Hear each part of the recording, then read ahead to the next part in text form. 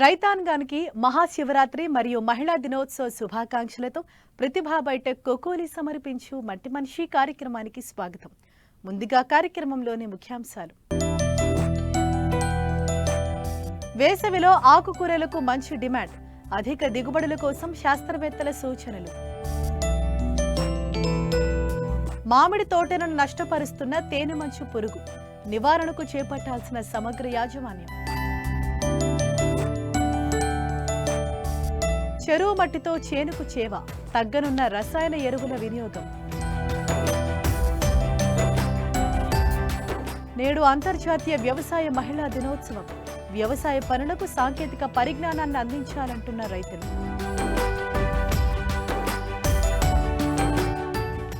ఏడాది పొడవునా ఆకుకూరలకు డిమాండ్ ఉంటుంది.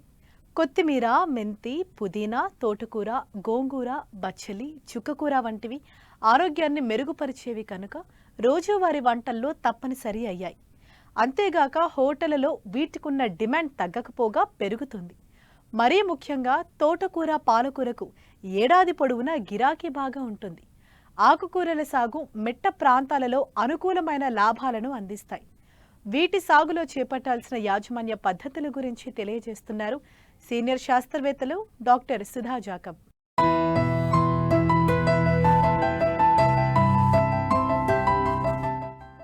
ఆకుకూరలు సంవత్సరం పొడవునా సాగు చేసుకునే పంట. పొలాన్ని చిన్న చిన్న మడులుగా చేసుకుని పశువుల ఎరువుతో పాటు తగిన మోతాదులో రసాయన ఎరువులు వాడుతూ ఆకుకూరల్ని సాగు చేసుకోవచ్చు.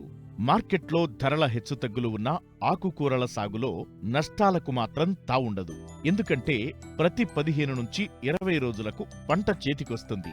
ఒకసారి కాకపోతే మరోసారి రేటు కలిసొచ్చే అవకాశముంది.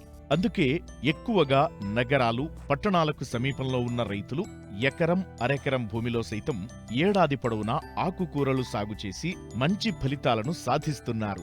నెల నెలా డబ్బు చేతికొస్తుండటంతో పెట్టుబడికి, జీవనోపాధికి కొదవ ఉండదు. అయితే ఈ ఆకుకూరల సాగులో అధిక దిగుబడులు సాధించడానికి పలు సూచనలు చేస్తున్నారు సీనియర్ శాస్త్రవేత్త డాక్టర్ సుధా జాకబ్. మనం ఈ ఆకుకూరల్ని వేసే ముందే భూమిని 2 నుంచి 3 సార్లు మనం బాగా దున్నుకోవాల్సినటువంటి అవసరం ఉంటుంది. తర్వాత చివరిసారి దుక్కు చేసుకునేటప్పుడు దాంట్లో 10 నుంచి 15 టన్నుల పశువుల ఎరువుని మనం ఎకరానికి మనం వేసుకున్నట్టయితే మంచి నాణ్యతతో కూడినటువంటి ఆకుకూరలు మనం పెంచుకోవడానికి అవకాశం ఉంటుంది. తర్వాత ఆకుకూరలు మనం సాగు చేసేటప్పుడు ముఖ్యంగా ఈ ఉష్ణోగ్రతలు ఎక్కువగా ఉన్నప్పుడు, తర్వాత ఎండవేడి ఎక్కువగా ఉన్నప్పుడు వీటి దిగుబడి తగ్గుతూ ఉంటుంది. కనుక ఆకుకూరల్లో మనం మంచి దిగుబడి సాధించాలన్నట్లయితే తప్పనిసరిగా మనం షేడ్ నెట్ని ఉపయోగించుకొని చేస్తే మనకు మంచి దిగుబడి రావడానికి అవకాశం ఉంటుంది. ఈ ఆకుకూరలు సాగు చేసుకునేటప్పుడు మనం ప్రత్యేకంగా తీసుకోవాల్సినటువంటి జాగ్రత్తలు గమనించినట్టయితే విత్తన మోతాదు. తోటకూరలో మనం చూసినట్టయితే ఒక ఎకరానికి నార్మల్ పోసుకొని చేసుకున్నట్టయితే ఒక 800 గ్రాములు అవసరం అవుతూ ఉంటుంది. నేరుగా విత్తుకున్నట్టయితే 2 కిలోల విత్తనం అవసరం అవుతూ ఉంటుంది. సో వీటిని మనం విత్తుకుంటానికి ముందే మామూలుగా నార్మల్ పోసుకునేటప్పుడు అయితే 2x1.5 మీటర్లు ఉన్నటువంటి మడులుగా మనం చేసుకొని ఆ మడుల్లో మనం విత్తనాల్ని ఇసుకలో కలిపి మనం చల్లుకోవాల్సినటువంటి అవసరత ఉంటుంది అన్నమాట. ఒక 10 గ్రాములు మనం విత్తనాన్ని తీసుకుంటే ఒక 100 గ్రాములు ఇసుకని దానికి కలిపి మనం ఆ విధంగా సమానంగా విత్తనాల్ని పొలంలో చల్లుకోవాలి. దాని ద్వారా ఈ విత్తనం సమానంగా పొలంలో వెదజల్లబడి మొక్కలు బాగా రావడానికి మనకి అవకాశం ఉంటుంది అన్నమాట. ముఖ్యంగా మార్కెట్లో ఆకుకూరలు నాణ్యత ఉంటేనే ప్రజలు తొందరగా కొనటమే కాదు, మంచి రేటు కూడా పలుకుతుంది. కాబట్టి రైతు అలాంటి నాణ్యత కోసం సకాలంలో కలుపు, ఎరువులు, చీడపీడల నివారణ చేపట్టాలి. సో ఈ ఆకుకూరల్లో మనకి దిగుబడి బాగా రావడానికి మనకి పైపాటుగా నత్రజని యూరియా రూపంలో ఒక 20 గ్రాముల లీటర్ నీటికి కలిపి, దాంతోపాటు జిబ్రెలిక్ యాసిడ్ 50 ppm 50 ppmని అంటే 50 మిల్లీగ్రాములు ఒక లీటర్ నీటికి కలిపి మనం పైపాటుగా పిచికారి చేసినట్టయితే ఆకులు బాగా పెరిగి మంచి దిగుబడి రావడానికి అవకాశం ఉంటుంది. ఈ కలుపు యాజమాన్యం కూడా మనం చేపట్టాల్సినటువంటి అవసరం ఉంటుంది. ముఖ్యంగా విత్తనం వెదజల్లిన తర్వాత 24 గంటల్లోనే పిండిమిత అనేటువంటి మందుని 1 లీటరు నీళ్ళలో కలిపి మనం పైపాటికి పిచికారి చేసినట్టయితే మనకి వచ్చేటువంటి మొదటి దశలో వచ్చేటువంటి కలుపు అంతను కూడా మనం రాకుండా చేసుకోవడానికి అవకాశం ఉంటుంది అన్నమాట. ప్రత్యేకంగా మనకి వీటిలో కూడా కొన్ని పురుగులు, తెగుళ్ళు రావడానికి అవకాశం ఉంటుంది. కనుక వాటి యొక్క యాజమాన్యం కూడా మనం చేపట్టాల్సినటువంటి అవసరం ఉంటుంది. ముఖ్యంగా తోటకూరలో గమనించినట్టయితే మనకి తెల్లటి మచ్చలు వస్తూ ఉంటుంది. వీటిని నివారించుకోవడానికి మనం మ్యాంకోజెబ్ అనేటువంటి మందు 2.5 గ్రాములు లీటర్ నీటి కలిపి మనం పైపాటుగా పిచికారి చేయాలి. తర్వాత కొన్నిసార్లు ఆకు తినేటువంటి పురుగులు వస్తూ ఉంటాయి. వీటిని నివారించుకోవడానికి మలాథియాన్ అనేటువంటి మందుని 2.5 మిల్లీలీటర్లు లీటర్ నీటి కలిపి మనం పైపాటుగా పిచికారి చేసుకోవాలి. దీని ద్వారా పైపాటు వచ్చేటువంటి పురుగులను కూడా మనం సమర్థవంతంగా నివారించుకొని మంచి దిగుబడి సాధించడానికి అవకాశం ఉంటుంది. ఆకుకూరల్లో ముఖ్యంగా పాలకూరకు మంచి డిమాండ్ ఉంటుంది. పాలకూరలో శరీరానికి అవసరమైన ఇనుము పుష్కలంగా ఉండి రక్తహీనతను తగ్గిస్తుంది. అంతేకాదు రోగనిరోధక శక్తిని పెంచుతుంది. ఇందులో విటమిన్ సి, ఏలతో పాటు మెగ్నీషియం, ఫోలిక్ యాసిడ్లు ఉండటం వలన క్యాన్సర్ రాకుండా నివారిస్తుంది. అలాంటి ఈ ఆకుకూరను సాగు చేసేటప్పుడు పలు జాగ్రత్తలు తీసుకుంటే మంచి దిగుబడులను సాధించవచ్చు. అయితే పాలకూరలో మనకి విత్తన మోతాదు ఒక ఎకరానికి చూసుకున్నట్టయితే 12 నుంచి 13 కిలోలు మనం వేసుకోవాల్సినటువంటి అవసరం ఉంటుంది. పాలకూర బాల్లో దాంట్లో 2 నుంచి 3 విత్తనాలు ఉండేటువంటి అవకాశం ఉంటుంది. వీటిని సమానంగా మనం ఒక ఎకరం పొలంలో వెదజల్లుకున్నట్టయితే ఒక 25-30 రోజులకి మనకు మొదటి కోత వస్తుంది. తర్వాత ప్రతి 10 నుంచి 15 రోజులకి రెండో కోత, మూడో కోత, అట్లా 5 నుంచి 6 కోతలు కూడా మనం పాలకూరలో తీసుకోవడానికి అవకాశం ఉంటుంది. ఇదే రకంగా మనం గోంగూరలో కూడా మనం చేసుకోవచ్చు. తర్వాత ఈ మెంతికూర మనం చేసుకోవచ్చు. కొత్తిమీర కూడా మనం సాగు చేసుకొని మనం మంచి దిగుబడులు సాధించడానికి అవకాశం ఉంది. సమయానుకూలంగా డిమాండ్కు తగ్గట్లు కూరగాయలను సాగు చేస్తూ అధిక లాభాలు పొందేలా రైతులు అడుగులు వేయాలి. ముఖ్యంగా తక్కువ కాలంలో పంట చేతికొచ్చి ఆర్థికంగా ఆసరాగా నిలిచే ఆకుకూరలు పండించాలి. దళారులు లేకుండా నేరుగా మార్కెట్లో అమ్మితే మంచి లాభాలు ఆర్జించవచ్చు.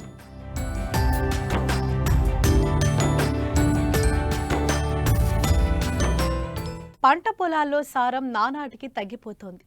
సేంద్రియ పదార్థాలు, సూక్ష్మ పోషకాల శాతం అంతకంతకు పడిపోతోంది. ఇందుకు కారణం రైతులు రసాయన ఎరువులు వాడటమే. ఫలితంగా భూమి సహజ గుణాన్ని కోల్పోతోంది. పంటకు కావలసిన పోషకాలను ఇవ్వకపోవడంతో దిగుబడి పడిపోతోంది. రైతుకు నష్టమే మిగులుతోంది. ఈ తరుణంలో చెరువు మట్టితో చేయాల్సింది జవసత్వం కల్పించటమే. అప్పుడే పంటలు పండుతాయి.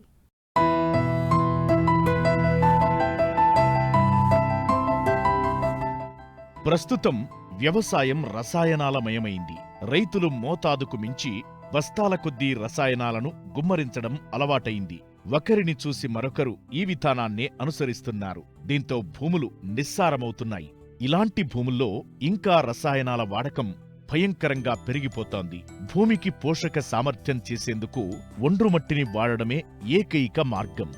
ముఖ్యంగా గ్రామాల్లో చెరువుకున్న ప్రాధాన్యత అంతా ఇంతా కాదు. చెరువు ఆధారంగానే ఊరంతా బతికేది. చెరువుల్లో పూడిక పేరుకుపోవడంతో నీటి నిల్వ సామర్థ్యం తగ్గిపోయింది. ఆశించిన స్థాయిలో నీరు నిల్వలేక బావుల్లోనూ నీళ్లు తగ్గాయి. అంతేకాదు చెరువు మట్టితో ఎన్నో ప్రయోజనాలున్నాయి. రసాయనిక ఎరువులను మించిన పోషకాలు చెరువు మట్టి వినియోగం ద్వారా పంటలకు సమృద్ధిగా అందుతాయని వ్యవసాయ శాస్త్రవేత్తలు కూడా తెలియజేస్తున్నారు. సాధారణంగా చెరువు మట్టిలో 70% ఒండ్రుమట్టి, 30% బంకమట్టి ఉంటుంది. దీంతో పాటు పోషకాలు ప్రధానంగా నత్రజని, భాస్వరం, పొటాష్, సూక్ష్మ పోషకాలు కూడా ఉంటాయి. చెరువు మట్టిని పంట పొలాలకు తోలడం ద్వారా పంటలకు ఆశించకుండా మిత్ర సూక్ష్మజీవులు చేరి పంటలకు మేలు చేకూరుస్తాయి. ఇటు పంటకు రోగ నిరోధక శక్తి కూడా పెరుగుతుంది. అంతేకాదు నీటిని నిలుపుకునే శక్తి 4 నుంచి 7% పెరుగుతుంది. రసాయన ఎరువుల వినియోగాన్ని 10 నుంచి 15% వరకు తగ్గించుకోవచ్చు. సాధారణంగా వేసవిలో చెరువుల్లో నీటిమట్టం తగ్గిపోతాయి. కొన్నిసార్లు పూర్తిగా అడుగంటటం వల్ల ఎండిపోతాయి. అలాంటి చెరువుల్లోని మట్టిని నేరుగా పొలాలకు తోలుకోరాదు. పంట పొలాలకు చెరువు మట్టిని తోడటానికి ముందు నేల పరీక్ష తప్పనిసరి చేయించాలి.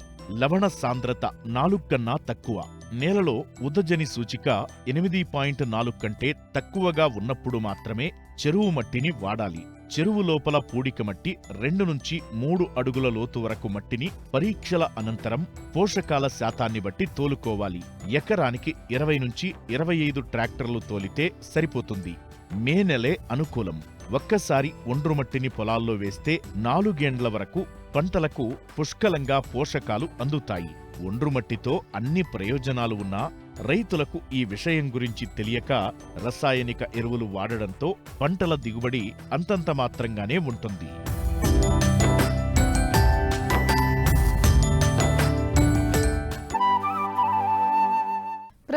చాలా ప్రాంతాల్లో కాయ ఏర్పడే దశలో మామిడి తోటలున్నాయి. మరికొన్ని తోటల్లో ఇంకా పిందె దశలో ఉన్నాయి. అయితే పశ్చిమ గోదావరి జిల్లాలో చాలా చోట్ల తేనె మంచు పురుగు ఆశించి తీవ్రంగా తోటలకు నష్టపరుస్తున్నాయంటూ రైతులు ఆందోళన వ్యక్తం చేస్తున్నారు. ఈ సమయంలో ఉన్న కాయలను ఏ విధంగా కాపాడుకోవాలో ఇప్పుడు చూద్దాం.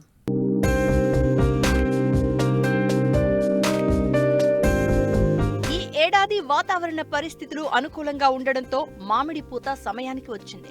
చాలా చోట్ల మామిడికాయల దశలో ఉండగా కొన్ని చోట్ల ఇంకా పూత దశలోనే ఉంది. అయితే పశ్చిమ గోదావరి జిల్లా ఉండి మండలం సిద్ధాపురం గ్రామంలో మామిడి తోటలకు తేనె మంచు పురుగు ఆశించి తీవ్రంగా నష్టపరుస్తున్నాయి. ఎన్ని మందులు పిచికారీ చేసినా ఫలితం లేకుండా పోతోంది. కనీసం 10% దిగుబడి కూడా వచ్చే పరిస్థితి లేదని రైతులు ఆందోళన వ్యక్తం చేస్తున్నారు. ఈ రోజున ఈ మామిడి చెట్లు మాకు ఈ సంవత్సరం చాలా దారుణమైన తెగులుతో బారిన పడి పూత మాడిపోవటం, తర్వాత మొక్క ఎదుగుదల ఆగిపోవటం, ఏరుకుళ్ళు తెగుళ్ళలాగా ఎండిపోయి చచ్చిపోవటం కూడా జరిగినాయండి. దీనికి మేము రకరకాల మందులు వాడినా సరే పూర్తి స్థాయి కంట్రోల్ అని అవటం జరగలేదు. తర్వాత ఈ మధ్యన ఏం చేస్తుందంటే ఆకంతా నల్లటి మచ్చలతో బూజు తెగిల్లా వచ్చింది. దానికి కూడా మేము మలాథియను మళ్ళీ డైటిన్ M45 బ్యావిస్టిన్ కలిపి క్లోరిపైరిఫాస్ కొట్టినా కానీ పూర్తి స్థాయి కంట్రోల్ అవ్వలేదు.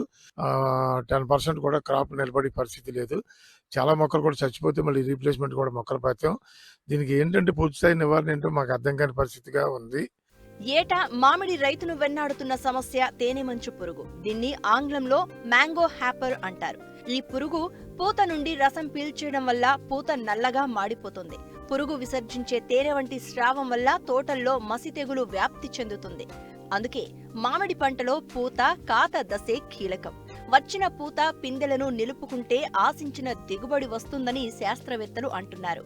అంతేకాదు పూత నుండి కాయ దశలో మారాక కూడా పురుగులు అధికంగానే ఆశిస్తూ ఉంటాయి. కాబట్టి రైతులు కొన్ని జాగ్రత్తలు పాటించాలి, లేదంటే దిగుబడులు తగ్గే అవకాశం ఉంది.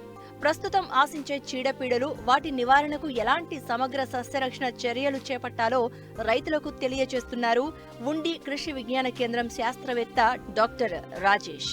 సో ఇక్కడ మనం చూసుకున్నట్లయితే ఈ మొక్కలో కూడా మీకు ఈ దశలో డిసెంబర్ నుంచి మార్చి వరకు కూడా మనకి ఈ ఆకుల మీద పూత మీద అంతా కూడా నల్లటి మసి తెగులు అనేది రావడం జరుగుతుంది. ఇది రావడానికి మేజర్ కారణం ఏంటంటే మనకి తేనె మంచు పురుగు, దీన్ని మ్యాంగో హాపర్స్ అంటాం. తేనె మంచు పురుగు ఆల్మోస్ట్ డిసెంబర్ నుంచి ఫిబ్రవరి మార్చి వరకు కూడా మనకి మొక్క మీద వివిధ దశల్లో ఉన్నటువంటి పూత పిందె మీద ఆకుల మీద కూడా ఇది రసం పీల్చడం చేస్తుంది. దీనివల్లనే మనకి మసి తెగులు అనేది రావడం జరుగుతుంది. మామిడి చెట్లోని ఆకు భాగం తర్వాత పూత వీటి మీద రసం పీల్చుకుని మనకి తేనె మంచు లాంటిది హనీ డ్యూ అంటాం, ఆ పదార్థాన్ని స్రవిస్తుంది. అది తినడం కోసం చీమలు కూడా తిరగడం చూడవచ్చు. సో దీని కారణం ఏమవుద్దంటే ఆ పుష్పగుచ్చాలు, తర్వాత చిన్న చిన్న పిందెలు, అప్పుడే ఉన్న మొగ్గ దశలో ఉన్నట్టు పూత ఇదంతా కూడా రాలిపోవడం జరుగుతుంది. దీని నివారణకి మామూలుగా మనం ముందు నుంచే స్టార్ట్ చేయాలి. పూత రాక ముందు దశ నుంచే దీన్ని స్టార్ట్ చేయాలి. వీటి రెస్టింగ్ స్టేజెస్ అంటాం.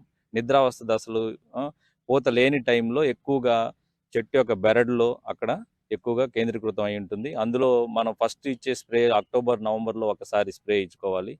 ఆ స్ప్రే ఎక్కువగా కూడా కొమ్మలు ఆకులు ప్లస్ ఈ బెరడు తరిచే విధంగా స్ప్రే ఇవ్వాలి. తర్వాత స్ప్రే పూత రాక ముందు కొంచెం ఇంకా డిసెంబర్ నెలలో ఒక స్ప్రే ఇవ్వాలి. పూత మీద ఉన్నప్పుడు ఒకసారి స్ప్రే ఇవ్వాల్సిన అవసరం ఎంతైనా ఉంది. దీని ఎక్కువగా ఉధృతి వచ్చేటువంటి ప్రదేశాల్లో దీని నివారణ కొరకు ఏమేమి స్ప్రే ఇవ్వాలనే కెమికల్స్ చూసుకున్నట్లయితే మనం రెగ్యులర్గా దొరికేటువంటి డైమిథేట్ రోగార్ అని దొరుకుతుంది 2 ml per లీటర్, అది కానీ మోనోక్రోటోఫాస్ 1.5 ml per లీటర్, తర్వాత క్లోరిపైరిఫాస్ 2.5 ml per లీటర్, లేదా థయామిథాక్సామ్ 0.3 gram per లీటర్. ఈ మందులు ఏవైనా ఈ నాలుగిట్లో ఏదో ఒక మందులు మనం ఎంచుకొని ఒకసారి కొట్టిన మందు మళ్ళీ కొట్టకుండా మార్చి అట్లీస్ట్ 2 సార్లు మినిమం స్ప్రే కావాలి. పూత రాకముందు ఒకసారి, పూత వచ్చిన తర్వాత ఒకసారి, అసలు అక్టోబర్ నవంబర్ మాసాల్లో ఒకసారి స్ప్రే ఇచ్చుకున్నట్లే మామిడి తోటలో ఈ తేనె మంచు పురుగుని మనం బాగా సమర్థవంతంగా నివారించుకోవచ్చండి. నెక్స్ట్ చూసుకున్నట్లయితే మనకి ఇంకొక ప్రాబ్లం ఉంది. ఈ పశ్చిమ గోదావరి జిల్లా ఈ డెల్టాలో చూసుకున్నట్లయితే మామిడి చెట్లు ఎక్కువగా కూడా ఆకులు ఎండిపోయి రాలిపోవడం, ఇలాగా మెల్లగా కొమ్మలు ఎండిపోవడం జరుగుతుంది. దీనికి కారణం కొంతవరకు సెలినిటీ ప్రాబ్లం కూడా ఉందండి. ఎక్కడైతే మనకి మొక్క ఎదిగి ఒక 3-4 సంవత్సరాల వరకు కూడా బాగా కనబడుతుంది. మన పైనుంచి ఇచ్చే నీళ్లు తీసుకుంటూ బాగా ఎదగడం ప్రారంభిస్తుంది. దానివల్ల కూడా ఆకులు చివరి భాగం నుంచి ఎండిపోవడం, తర్వాత కొమ్మలు అలాగే ఎండిపోవడం, మెల్లగా చెట్టు మొత్తం కూడా ఎండిపోవడం జరుగుతుంది. దీన్ని మనం దృష్టిలో ఉంచుకొని చెట్టుకి ఎప్పటికప్పుడు మంచినీరు, కాలువ నుంచి బోధుల నుంచి వచ్చే మంచినీరు ఇవ్వడం చాలా అవసరం. తర్వాత చెట్టు చుట్టూరా కూడా మొదల నుంచి ఒక 2 నుంచి 3 అడుగుల భాగం వదిలేసి మిగతా మొత్తం ప్రదేశాన్ని అంతా కూడా ఒక 4 అడుగుల బ్యాండ్ లాగా మట్టిని ఎప్పుడూ కూడా కదిలిస్తూ ఉండాలి. పశువుల ఎరువు వేసుకోవాలి. అదేవిధంగా సిఫార్సు చేసిన మోతాదులో ఎరువులు కూడా మనం ఎప్పటికప్పుడు సంవత్సరానికి 2 సార్లు, ఖరీఫ్లో ఒకసారి, మనం జూన్ జూలై మాసాల్లో ఒకసారి, మళ్ళీ అక్టోబర్ నవంబర్ ఆ టైంలో ఒకసారి మనం సిఫార్సు చేసిన ఎరువులు వేయడం, లేదా సేంద్రియ ఎరువులు వేసుకోవడం చేస్తూ ఉండాలి. అప్పుడు మన మొక్కల్ని బాగా ఇలాంటి డెల్టా ప్రాంతాల్లో ఎక్కడైతే మనకు భూగర్భ జలాల్లో మనకి సెలినిటీ ప్రాబ్లం ఉందో అలాంటి ప్రదేశాల్లో మనం చాలా చక్కగా మొక్కల్ని కాపాడుకోగలమండి ఈ చర్యలు చేపట్టిన. ఇదే కాకుండా మనకి కాయ తయారైన తర్వాత పిండి నల్లి ప్రాబ్లం కూడా ఎక్కువగా కనబడుతుంది. ఈ పిండి నల్లి ఎక్కువగా పూత తర్వాత నుంచి చిన్న పిందె దగ్గర నుంచి మొదలయ్యి కాయ పైన అంతా కూడా కవర్ అయిపోయి తెల్లటి కవరింగ్లో వచ్చేసి మీకు కాయ యొక్క మార్కెట్ వాల్యూ తగ్గిపోవడానికి కారణం అవుతుంది.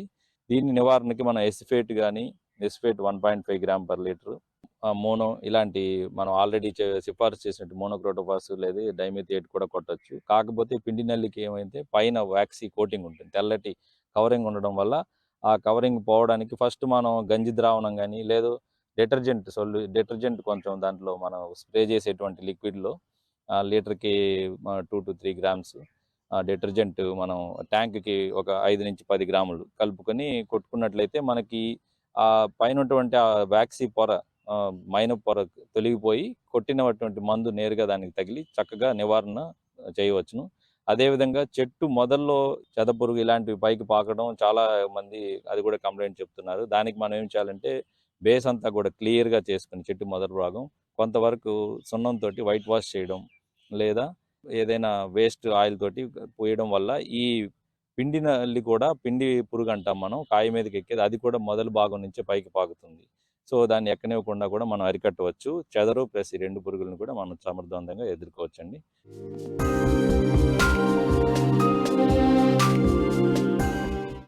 వ్యవసాయం భారతదేశ ఆర్థిక వ్యవస్థకు వెన్నెముక లాంటిది. గ్రామీణ ప్రాంత పేదరిక నిర్మూలనకు ఒక పట్టుకొమ్మ లాంటిది. గ్రామీణ ఆర్థిక వ్యవస్థ 90% వ్యవసాయ ఆధారిత ఆర్థిక వ్యవస్థపై మాత్రమే ఆధారపడి ఉన్నది. దీనిలో మహిళలే ప్రధాన భాగస్వాములుగా ఉన్నారు అనటంలో ఏమాత్రం అతిశయోక్తి లేదు. విత్తనాలు విత్తడం మొదలుకొని కలుపు తీయటం, కోత కోయటం వరకు వారే కీలకంగా వ్యవహరిస్తున్నారు. గ్రామీణ ఆర్థిక వ్యవస్థకు బలం చేకూర్చడంలో కీలక పాత్రధారులుగా ఉన్నారు.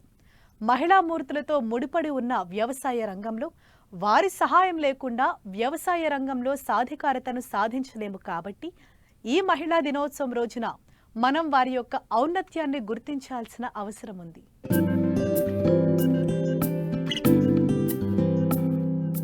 భారతదేశంలో వ్యవసాయం కుటుంబ పారంపర్యంగా సంక్రమించే వృత్తి.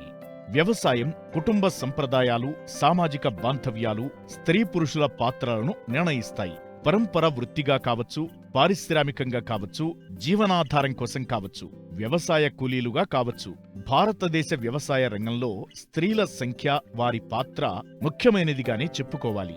తాజా గణాంకాల ప్రకారం గ్రామీణ భారతదేశంలో దాదాపు 80% మంది మహిళలు జీవనాధారం కోసం వ్యవసాయ రంగంపై ఆధారపడి జీవిస్తున్నారు. అందులో 33% మంది రైతులు కాగా 47% మంది రైతు కూలీలుగా పనిచేస్తున్నారు.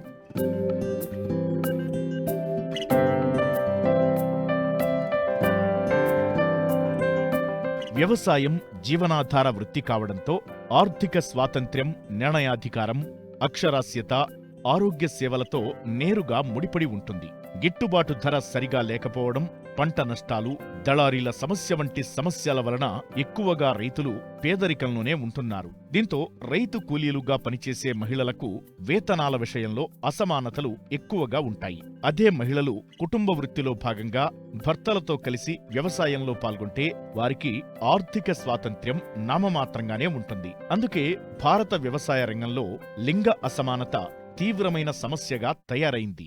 మహిళలందరికీ మార్చి 8వ తారీఖు సందర్భంగా, మహిళా దినోత్సవం సందర్భంగా అందరి మహిళలకి పేరు పేరున శుభాకాంక్షలు తెలియజేసుకుంటున్నాను. ముఖ్యంగా మనందరికీ తెలుసు, మహిళలు అంటేనే అనేక రంగాల్లో ఈ యొక్క మహిళలు జీవనోపాధిని చూస్తూ వాళ్ళ కుటుంబానికి ఆసరాగా ఉంటున్నారు. ముఖ్యంగా మహిళా రైతులు. ఈరోజు మనము రైతే రాజు అని అంటాము, అదేవిధంగా రైతే రాణి కూడా అనే సందర్భం కూడా ఉంటుంది. ఎందుకంటే మనం చూస్తున్నాము, మహిళలు ముఖ్యంగా ఈ యొక్క వ్యవసాయంలో చాలా ముందడుగేస్తున్నారు. ఎట్లా అంటే ఈరోజు మనం చూసుకుంటే సేంద్రియ ఎరువుల పద్ధతుల ద్వారా ఈ యొక్క పంటని వాళ్ళు పండిస్తున్నారు. అంటే సేంద్రియ ఎరువుల పద్ధతి ద్వారా ఒక మహిళా రైతులు కూడా వ్యవసాయం చేసుకుంటూ అనేక పంటలు పండిస్తున్నారు. బ్లాక్ రైస్ అని, బ్రౌన్ రైస్ అని, ఇలా అనేక పంటలు పండిస్తూ మన దేశానికి అందజేస్తున్నారు. ముఖ్యంగా నేను రాష్ట్ర గవర్నమెంటే కానివ్వండి, సెంట్రల్ గవర్నమెంటే కానివ్వండి, ఒకటే కోరుకుంటున్నాను, మన మహిళలు ఇంత కష్టపడుతున్నారు కదా, మహిళలకి ఒక సబ్సిడీ అనేది కల్పించాలి. ఇంకా వ్యవసాయ రంగంలో అనేక మెషిన్స్ ఇవాళ కొత్తగా వస్తున్నాయి. ఆ మెషిన్స్కి కనుక సబ్సిడీ కనుక కల్పిస్తే మహిళలు కూడా ఇంకా కొంచెం ముందు అడిగేస్తారు అనేసి నేను తెలియజేసుకుంటున్నాను. అంటే మహిళా రైతు అంటేనే మన మహిళా రాణులు అనమాట వాళ్ళు అనేసి నేను ఈ సందర్భంగా చెప్తున్నాను.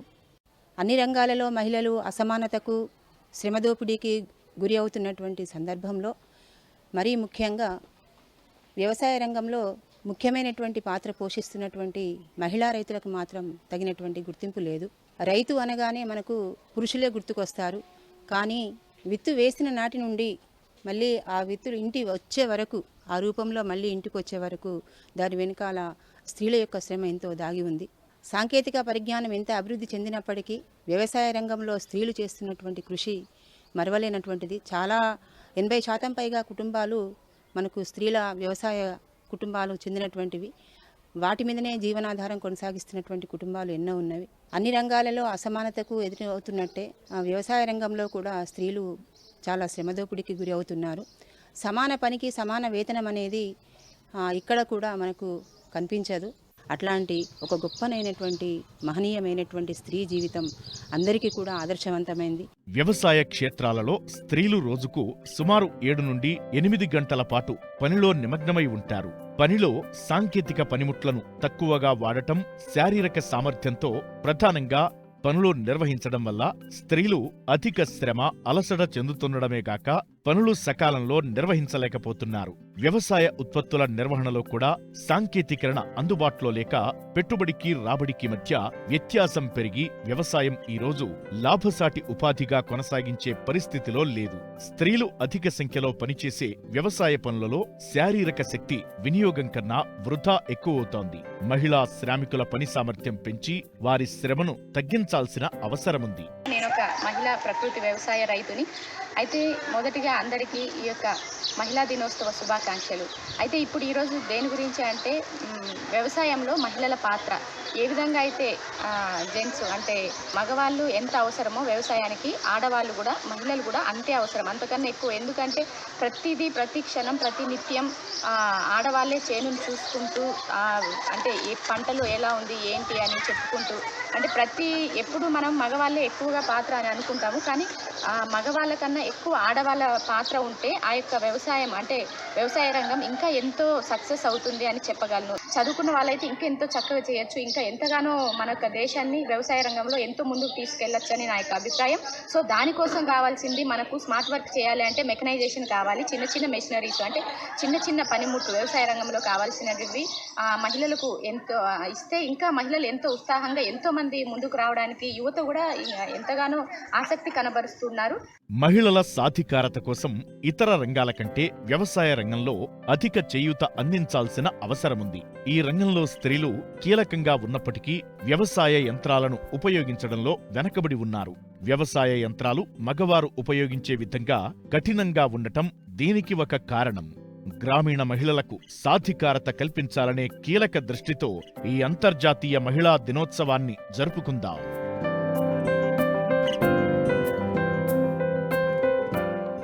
మరిన్ని ఆసక్తికరమైన విశేషాలతో ప్రతిభా బైటెక్ కోకోలి సమర్పించు మట్టి మనిషి కార్యక్రమంలో మళ్ళీ కలుసుకుందాం. అంతవరకు సెలవు. నమస్తే.